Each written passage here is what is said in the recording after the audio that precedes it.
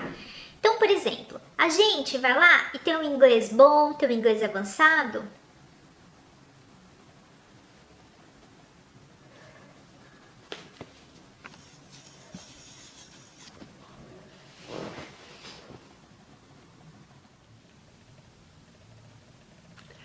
Oi pessoal, tudo bem com vocês? Tô aqui hoje para falar um pouquinho sobre relacionamento com estrangeiro. Namoro, noivado, casamento com uma pessoa que não é da nossa nacionalidade. Gente, eu acho um pouco complicado entrar em detalhes em relação a esse tipo de assunto. Por quê? Eu acho que não faz sentido você falar, por exemplo, como que é se relacionar com o austríaco? Como que é se relacionar com o japonês? Como que é se relacionar com o americano? Como que é se relacionar com o brasileiro, com o canadense? Eu acho complicado, gente, porque, por exemplo, se você vier pra mim, como que é se relacionar com o canadense? Eu vou falar a coisa mais maravilhosa do mundo. Por isso que eu me casei com um. Não bebe, não bebem, não fumam, não saem e te largam em casa, são atenciosos, são isso, são aquilo. Mas não sei, gente, isso daí é uma característica do seu marido, da sua esposa, do seu namorado, da sua namorada. Então não dá pra você chegar e generalizar pra toda uma nação. Então, por exemplo, tem pessoas bacanas brasileiras, tem pessoas que não são bacanas brasileiras. Tem pessoas bacanas canadenses, tem pessoas que não são bacanas canadenses. Então não dá pra gente generalizar. Por exemplo, trai, não trai, é atencioso, não é atencioso, ajuda em casa, não ajuda em casa. É complicado, porque eu acho que é da pessoa. Então, e também não faz sentido nenhum você vir aqui e ficar traçando um perfil do teu marido, do teu namorado, como se fosse uma verdade universal para todos os homens daquela nacionalidade. Não existe. Até dentro do Brasil, né, gente, se a gente pensar no Canadá, são países tão grandes que até dentro do próprio país, às vezes, se relacionar com pessoas de estado, de províncias diferentes, já muda muita coisa. Mas, gente, eu pensei em falar um pouquinho sobre a coisa de uma maneira mais geral, sobre se relacionar com estrangeiro, não então especificamente com um canadense. Gente, muita gente fala das dificuldades que tem no relacionamento desse tipo. E eu vou falar pra você. A maior dificuldade, na minha opinião, é o idioma e a interpretação das coisas. Então, por exemplo, a gente vai lá e tem um inglês bom, tem um inglês avançado para trabalho, ou até para estudar ali, para lidar com as pessoas, falar um pouquinho. Só que um relacionamento, vocês sabem, tem conversas mais profundas, ou deveria ter, né? Conversas mais profundas, temas mais delicados a serem abordados. E às vezes você não sabe todo o vocabulário naquele idioma, quando você tá falando naquele idioma diferente do teu idioma natal. Então, essa é uma coisa que a gente tem que trabalhar. Claro, o outro, vamos supor, meu marido fala inglês, eu falo português. Ele tem que entender as coisas que de repente eu não tô conseguindo falar ali. Entender um pouquinho que às vezes a gente pode falar coisa que não seja exatamente aquela conotação, não seja exatamente daquele jeito. Então o outro tem que entender isso e normalmente assim, até ter uma gratidão de ver que a outra pessoa já tá falando no idioma dela e ela não tá falando no idioma da outra pessoa. Então tem que ter essa compreensão, essa flexibilidade, porque esse é um ponto que acontece. Alguns desentendimentos por causa do idioma acontecem. Acontecem desentendimentos, gente, por causa de hábitos culturais mesmo. Então, às vezes, o que num país é considerado, frieza, no outro não é. O que num país é considerado exagero, no outro não é. No que num país é considerado invasão de privacidade, no outro não é. Então, a gente tem que ter essa coisa, assim, essa flexibilidade em relação ao idioma, em relação à cultura, mesmo que não fosse de países diferentes. As pessoas, elas crescem em casas diferentes, elas têm educações diferentes. Eu acho, assim, que ajuda no sentido de que você começa a pensar mais. Porque eu acho que a gente brasileiras, a gente fala muito, sabe? Papapá, acho isso, acho aquilo. Num relacionamento assim, eu pelo menos senti muito isso, a gente começa a se controlar mais, o tipo...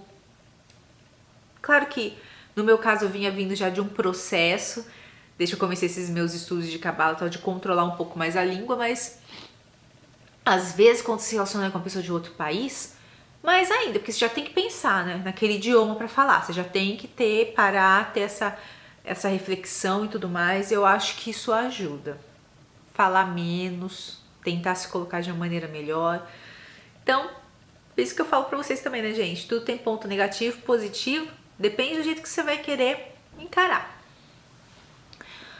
Eu acho, gente, que a coisa mais delicada mesmo no relacionamento com outra pessoa é isso. Com uma outra pessoa de um outro país, desculpa. É isso. Eu não acho que tenha muitas outras diferenças. Eu acho que todas as outras coisas são referentes ao perfil da pessoa, ao caráter dela, ao gênio da pessoa, ao jeito que ela é. Então, esses pontos que eu listei, que eu falei aqui, esses dois, né, são pontos assim que servem para qualquer tipo de relacionamento em geral. E se a gente for querer mesmo extrapolar, para qualquer relacionamento.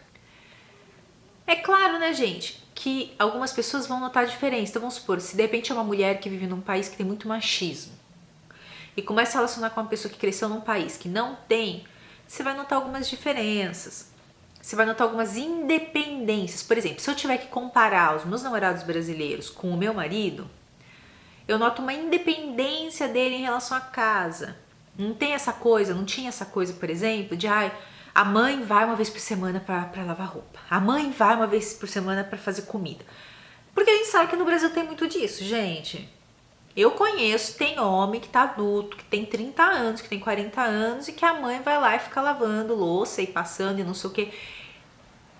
Eu acho até que isso retarda o desenvolvimento desses homens, até pra ter um relacionamento, sabe? Então, não sei. Eu não acho isso bacana. Aqui não tem isso. Então, por exemplo, minha sogra não vinha ficar limpando a casa pro meu marido, não vinha ficar fazendo comida pra ele. É tudo ele com ele mesmo. Limpando a casa, fazendo as coisas. Mesmo as mulheres, aqui as namoradas não tem muito esse hábito não, como às vezes a gente vê no Brasil. Mas é mais mãe. No Brasil é mais mãe. E aqui não tinha isso. Mas essa coisa de não ter a mãe ali sempre fazendo de tudo ajuda.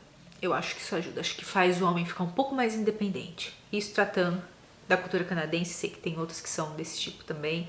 Ao passo que existem culturas que a mãe é até mais mãezona do que as nossas do Brasil, né? Tipo na Itália. Então, vai ser bem esse tipo de coisa. Eu acho, gente, que a cultura do país que essa pessoa está inserida é uma coisa importante. Eu acho que no relacionamento com a pessoa de um outro país, vocês vão ter que pensar, ver a situação profissional de ambos, ver quem que vai poder mudar. Vamos supor que no momento vocês vão casar, né? Vocês decidam casar. Quem que vai mudar? Quem que fala o idioma? Para quem que vai ser mais fácil? E quem que está disposto a fazer aquilo? Até essa mudança, mudar de país e tudo mais. Gente, começou a namorar um cara de um outro país, pelo amor de Deus, fale aquele idioma, né? Não interessa de que país ele seja, comece a aprender aquele idioma. Se você pretende se casar com essa pessoa um dia, e você que vai pra lá, e serve pra homem também. Você conheceu uma mulher de um outro país, você pretende ir pra lá, aprenda aquele idioma. Ninguém merece morar num país que não sabe o idioma. Eu via pessoas, por exemplo, elas iam pra França pra fazer pós-graduação. Você fala francês? Ah não, o curso é inglês. Mas você tá indo morar num país. Só que essas pessoas que vão fazer pós-graduação, eu até entendo que elas vão viver naquele meio lá dos estudantes, só vão sair pra comer. Coisas assim básicas. Agora, quando você vai mudar para um outro país, gente, o idioma é parte daquela cultura. Então, tem que ter isso em mente. Tem que ser bem realista em relação a isso. A não ser que os dois topem ir para um país que ambos falem o idioma, não sei. Mas você tem que se preparar para isso. Tá bom? Para você se sentir um pouco mais inserida. E saber, né, gente, isso tudo são mudanças que acarretam na sua vida. Você tá a fim de encarar essas mudanças e nunca cobrar do outro. Porque se você tomou a atitude de fazer essas mudanças na sua vida, foi uma atitude tua. Foi uma decisão tua, que bom pra você que você tomou essa atitude. Não tem nada a ver com o outro. O outro não te deve nada. Você fez porque você quis. Isso é uma coisa que a gente já falou aqui. Ninguém é obrigado a nada. A gente faz as coisas porque a gente quer e a gente tem que arcar com as consequências do que a gente faz. Acho que o principal pra mim é isso, gente. O idioma não vai ser fácil mesmo você falando. Se não fala, gente, pelo amor de Deus, aprende, tem que saber, né? Como é que vai se comunicar e até se você for mudar para aquele país, como que você vai viver ali. Então, o idioma é importante. Flexibilidade para entender que são pessoas que vêm de origens diferentes em qualquer relacionamento. Mas quando é com pessoas de países diferentes, talvez tenha que ter uma flexibilidade ainda maior nesse sentido. Então é isso, pessoal. Flexibilidade sempre, vontade de compartilhar sempre e no fim, tudo dá certo. Vai cruzar aí com a pessoa certa e tudo vai dar certo.